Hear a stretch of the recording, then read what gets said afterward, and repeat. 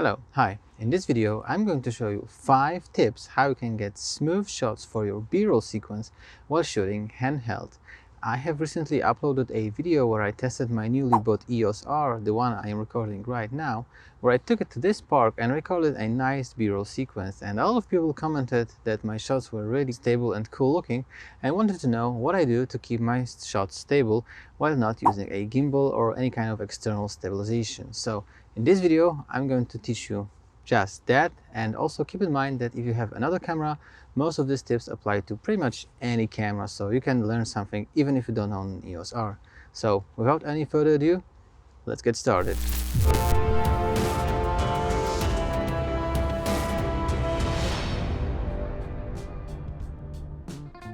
Alright, so before we start, I wanted to say that out of those 5 tips, 2 of these are going to be stuff that you can set in your camera settings before you shoot.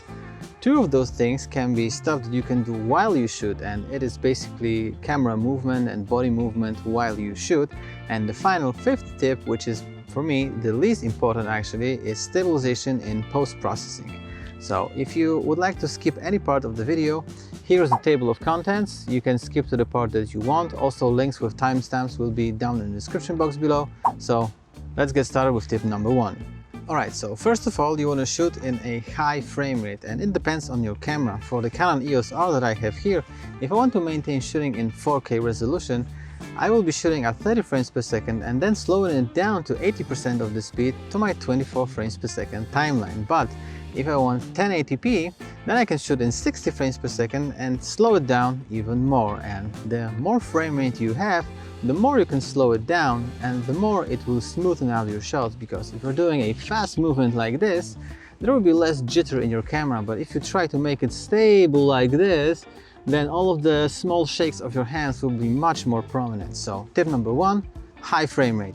Tip number 2 is to use stabilization in your camera. If you have a camera that has IBIS, which means in-body image stabilization, good for you, you can turn it on. But in case of my EOS R, it doesn't have IBIS, so I can do stabilization in the lens. So if your lens have an optical image stabilization, you can turn it on, but this lens that I am using actually doesn't have it either.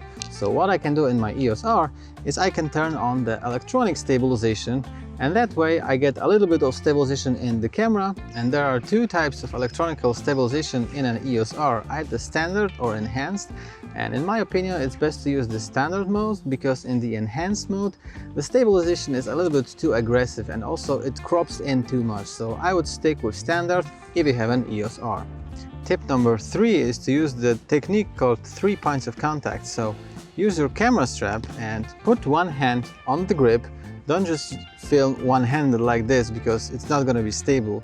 Put the second hand on the lens and then use the strap, make it nice and short so you don't have to extend your hands very much, and then press against the strap in a way that it will create tension and it will serve as a 3rd point of contact. So first point of contact, 2nd point of contact, and 3rd point of contact. And if you shoot like this, you're gonna have much more stability than if you shoot like this, for instance, one-handed.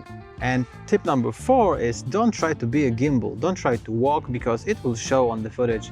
Try to be clever and use simple, quick movements in order to get cinematic shots. So for instance, you can do a dolly, which is a push in or push out. So for instance, stay like this. Again, 3 points of contact, and then put your body weight on your rear leg and do a slight push in. And just like this. So start recording now, then push in and stop before the final step, of course. And then what you can also do is sliding. So for instance, you can put your weight on the left leg and then slide like this.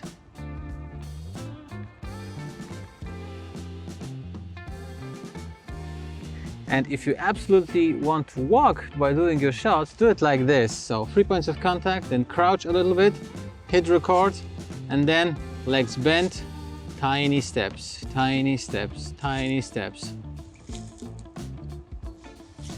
Just like that. Don't try to be a gimbal, don't try to run around and do crazy stuff, because it will show on your footage and it will be so shaky that you will not be able to stabilize it in post-production, which leaves me to step number 5, which is stabilization in post-production. So let's jump into Premiere Pro And let me show you how I stabilize my footage using warp stabilizer in order to avoid the wobbly effect on the edges and give it the final touch to the already pretty stable shot.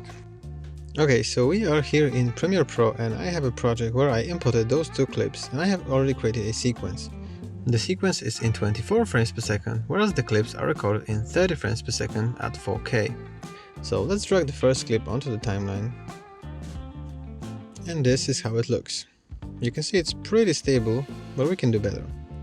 So actually let's go back, and like I said earlier, let's slow down this footage by interpolating it into 24 frames per second. So we can select them both, modify, interpolate footage, assume this frame rate and type 23.976.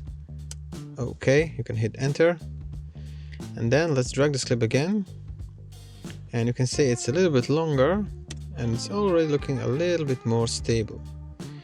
Now let's apply the warp stabilizer effect to it. So let's go to effects, type in warp stabilizer, and let's drag it onto the clip. It will take a moment to analyze, so let's wait.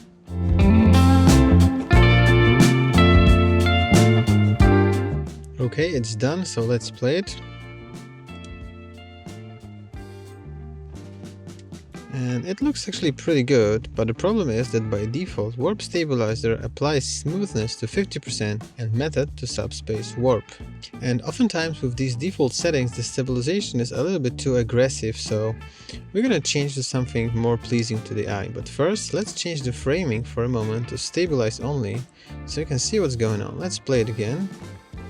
You can see the black borders here and you can see how the stabilization is changing. Let's play it again. It's changing the position here of the clip. So let's change the method to something that I usually use, which is position. And in this method, the stabilization only changes the position of your clip. It doesn't rotate it, it doesn't warp it, it doesn't try to squeeze it in one direction or another. It only changes position, so it avoids this wobbliness on the sides that you can usually get with a warp stabilizer. And also smoothness, I usually use something between 5 and 15%. So let's use 10. Let's play it again.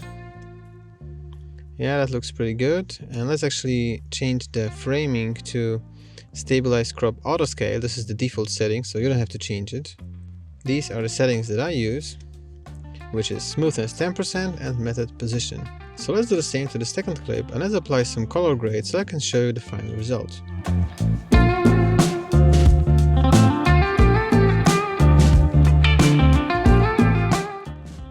And this is the final result.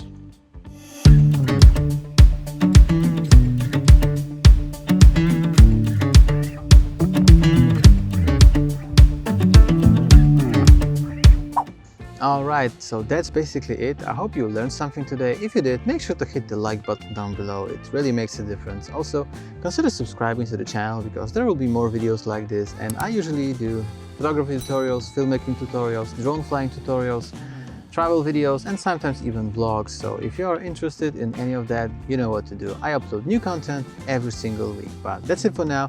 Have a good day. See you next time, and bye-bye.